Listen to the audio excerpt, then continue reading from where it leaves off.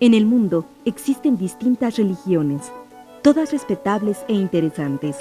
Cada una debe considerarse como un aporte a la diversidad cultural.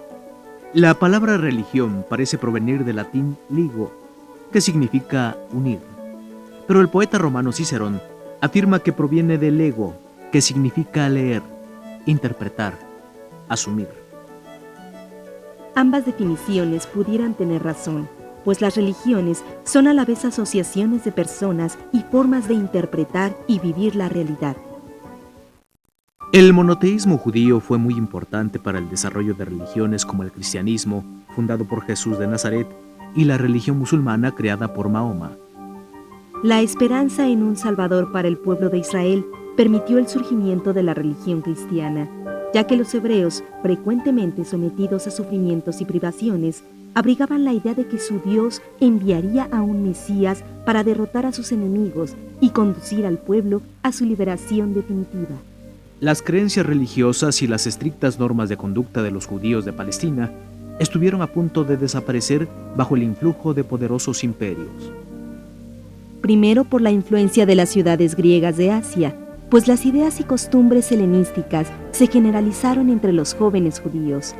Sin embargo, cuando los ejércitos del rey sirio Antíoco IV invadieron Palestina en el año 167 a.C., una parte del pueblo apoyó a quienes querían mantener las costumbres judías. La unión de la tradición con el patriotismo, personificada en los macabeos, conservó la aportación cultural y religiosa israelita. Segundo, por el Imperio Romano, que convirtió a Palestina en una de sus provincias. Pese a la falta de libertad política y a la relajación de las costumbres, los grupos nacionalistas lograron preservar su religión. Sus costumbres austeras y estricto monoteísmo chocaban con el gusto de los romanos por los placeres y el lujo. Algunos afirmaban que el Mesías había llegado para liberar a todos los oprimidos de la tierra. Ellos iniciaron una nueva religión llamada cristiana en honor a su fundador, Cristo, que significa ungido o consagrado. La palabra Cristo deriva del griego crisma, que era el aceite con el que untaban la cabeza de los sacerdotes y reyes judíos para dotarlos de poderes especiales. En aquel momento predominaban 3 sectas judías: los fariseos, estrictos en el cumplimiento de las normas religiosas; los saduceos, que negaban la autoridad de algunas leyes tradicionales; y los esenios, que se retiraron al desierto pues rechazaban el ambiente mundano y comercial que había en el templo y en la ciudad santa. Aparte de las sectas principales, frecuentemente surgían otras, bien sea para buscar nuevas formas de comprender la vida a través de la religión o para organizar la resistencia y la deseada liberación política mediante la lucha armada. Las sectas y las guerrillas libertarias duraban poco, ya fuera porque sus miembros perdían el ánimo que los impulsaba o porque fuesen objeto de persecución por parte de los romanos o de los propios judíos. Entre las comunidades judías no eran raros los predicadores que, anunciando el fin del mundo, invitasen a la gente a arrepentirse y pedir perdón. Uno de ellos, al que apenas mencionan en sus crónicas los historiadores judíos y romanos de la época, era un carpintero de Nazaret llamado Joshua, o en español Jesús, que quiere decir Salvador. Pero tal como sucedía en su tiempo, fue perseguido y murió crucificado. Sin embargo, sus discípulos siguieron predicando sus enseñanzas. Destacaron 12 de sus más allegados seguidores, que fueron conocidos como apóstoles, que en griego quiere decir enviados. En su prédica anunciaban que había llegado el tiempo de la liberación del género humano, la cual consistía no tanto en liberarse del yugo exterior, como en romper las ataduras internas para convertirse en dueño de sí mismo. Aproximadamente 30 años después de muerto Jesús, algunos de sus discípulos pusieron por escrito el relato de su vida y sus enseñanzas. Los evangelios, junto con otros libros doctrinales, forman una colección que recibe el nombre de Nuevo Testamento. Por su parte, la Torá, junto con otros escritos sagrados e históricos de los judíos, pasó a constituir para los cristianos el Antiguo Testamento. Ambos forman la Biblia cristiana. La vida de los cristianos empezó a regirse por estos libros, los cuales tienen diferencias en el estilo y en los valores que sustentan. Por ejemplo, mientras en el Antiguo Testamento se encuentra una doctrina conocida como ley del talión, que aconseja devolver mal por mal, el Nuevo Testamento alienta la tolerancia y el amor como normas para la convivencia. En el Sermón de la Montaña, Jesús dedica el reino de Dios a los pobres, a los mansos, a los que lloran, a los que tienen hambre y sed de justicia, a los misericordiosos, a los limpios de corazón, a los que buscan la paz y a los perseguidos. ¿Sabías que en ese tiempo los libros eran largos pliegos enrollados escritos a mano? Para leerlos había que desenrollarlos y dejar al descubierto el texto. En griego cada rollo se llamaba biblos, de ahí proviene la palabra Biblia. Si una obra constaba de varios rollos, cada uno era un tomo, palabra que todavía usamos para nombrar los volúmenes de una obra. Muchas palabras de hoy tienen una larga historia. Habrían pasado unos 40 años desde la muerte de Jesús, cuando las tropas romanas al mando de Tito invadieron la ciudad de Jerusalén y destruyeron el templo de los judíos. Con esa acción, los romanos pretendieron responder a las constantes rebeliones que hacían ingobernable la provincia palestina. La destrucción del templo y de la ciudad santa impulsó a un gran número de judíos a emigrar hacia otras comunidades dispersas dentro del imperio.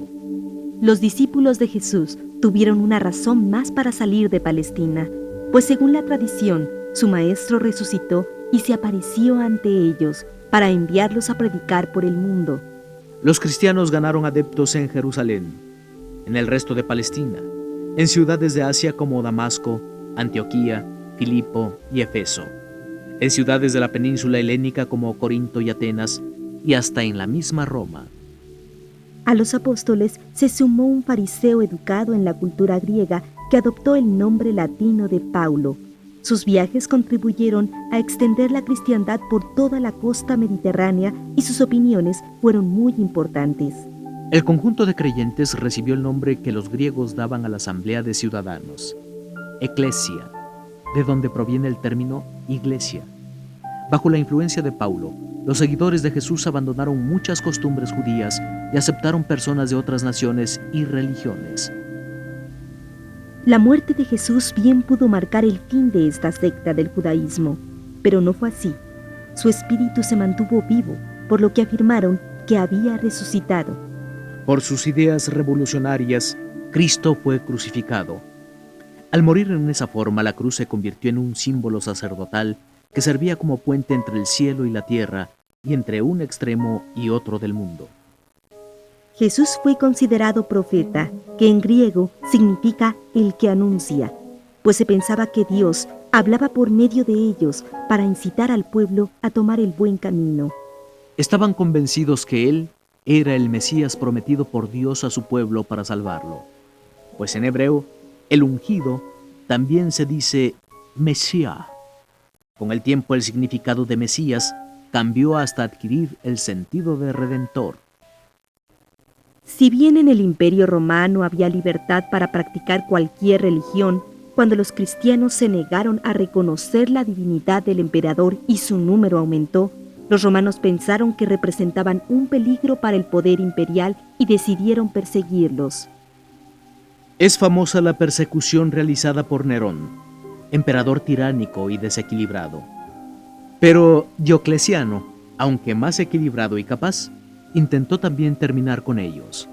Pero las cosas cambiaron cuando Constantino, sucesor de Diocleciano, invadió Roma, se convirtió en emperador único y gobernó desde la ciudad de Bizancio, la que a partir de entonces se llamó Constantinópolis o ciudad de Constantino. Cuenta la leyenda que un sueño convenció a Constantino de utilizar en su estandarte el signo de la cruz.